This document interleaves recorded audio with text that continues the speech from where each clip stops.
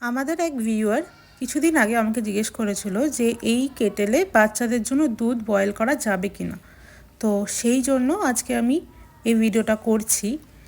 আমি নিজে টেস্ট করে দেখতে চাই যে হ্যাঁ এখানে দুধ বয়েল করা যায় কি না। তো প্রথমেই আমি 500 মিলিলিটার দুধ নিয়ে নিলাম। এই রেগুলেটরে দুটো গার্ড আছে, 1 আর 2 নম্বর। আমি 2 নম্বরে দিয়ে দিলাম প্রথমেই আর ঢেকে দিলাম যাতে তাড়াতাড়ি গরম হয়ে যায়। তো কন্টিনিউয়াসলি নাড়াতে হবে। আমি কিছুক্ষণ না নাড়িয়ে দেখছিলাম যে কি হয়, তো দেখলাম নিচে স্টিক করে যায়। তো স্টিকটাকে অ্যাভয়েড করার জন্য কন্টিনিউয়াসলি নাড়তে হবে।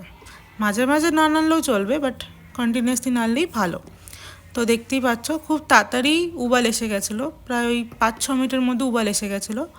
ঢেকে রাখলে তাড়াতাড়ি হয়, কিন্তু ঢেকে রাখলে তো পড়ে যাবে।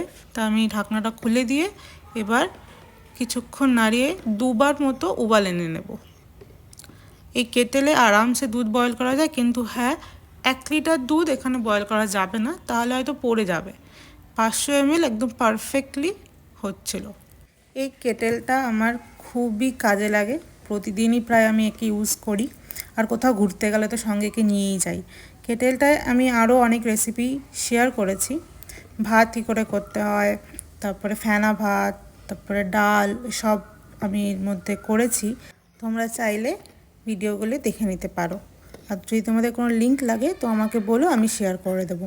এই কেটেলে ভাজাভুজি সেরকম করা যায় না, মানে ডিপ ফ্রাই ব্যাপারটা হয় না, বাট হ্যাঁ সবজি রান্না করাই যায়। তোমরা অবশ্যই জানিও এই ভিডিওটা তোমাদের কাছে কতটা হেল্পফুল হলো।